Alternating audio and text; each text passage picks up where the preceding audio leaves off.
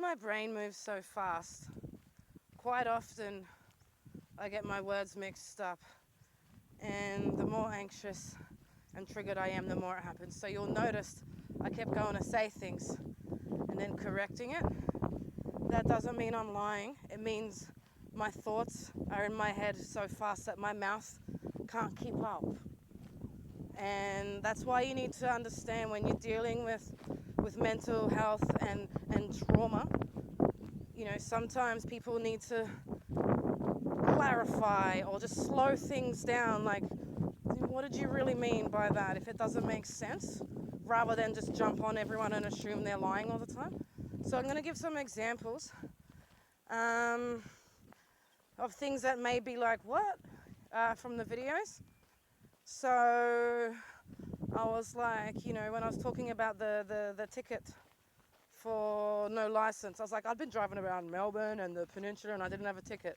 And then later I'm like, and then it took 7 hours and that's how I ended up on the Peninsula.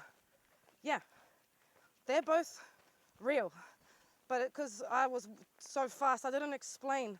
So I had already been to the Peninsula. I knew where it was. But then on that 7-hour day, I didn't know I was on the Peninsula because I didn't have my brain and I wasn't in the same part because it's big. It's a whole peninsula. I was in a whole different, like, suburb. And I was like, what? So that's one example where I was like, hang on a sec, that didn't add up, right? So sometimes you just need to clarify things.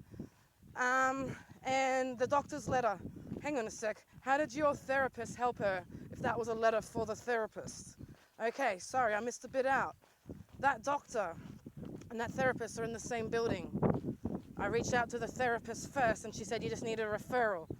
And then when I was talking to her about the issues that I have with doctors, she actually communicated with the doctor for me so I could get the referral. And then it happened again for the disability pension. I only saw that doctor, I think 2, maybe 3 times. I didn't like her, I was getting triggered, and I told my therapist that. So she communicated with her for me. And I got what I needed out of her on those couple of visits. So sometimes things don't add up because I've blurted it out or stuff's been missing or it's overlapping with something else. But it doesn't mean that I'm lying.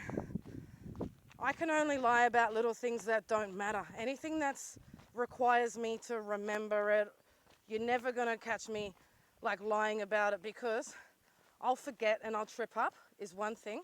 Also, it eats at me. I have so much guilt, so much shame, and I have trauma, and I've had things happen to me for lying in the past, you know what I mean? So it instills a fear into me.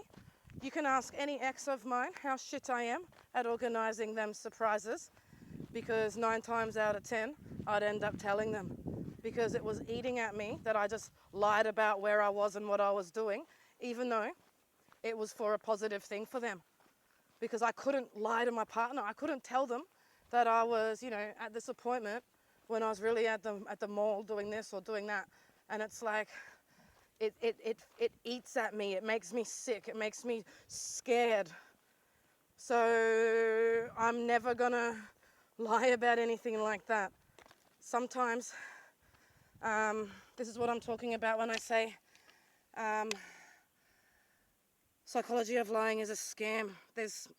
You really need to understand the mental health that you're dealing with, and that sometimes you just need more information, and I will always be able to provide it. I will always be able to provide you with whatever's missing or doesn't make sense if I'm like too fast, you know what I mean? So I know it's overwhelming and it's a lot to take in, but until CPTSD is understood, we're gonna be dismissed, gaslit, we're gonna get ostracized, we're gonna get spun out of control and just come undone and get worse. Because it's such a misunderstood disorder, mistreated, misdiagnosed.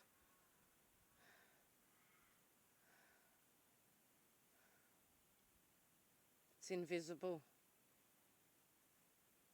It's an invisible disorder. and it costs us our entire life having it.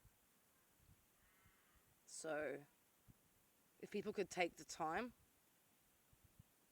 to like be patient, ask more questions, show compassion, you'd be surprised what you'd end up getting out of someone like me.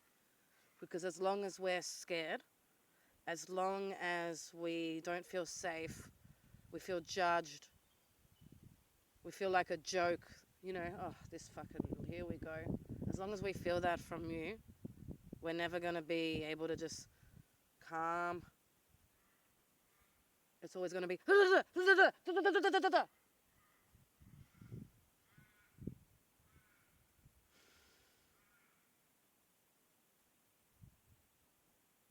just ask.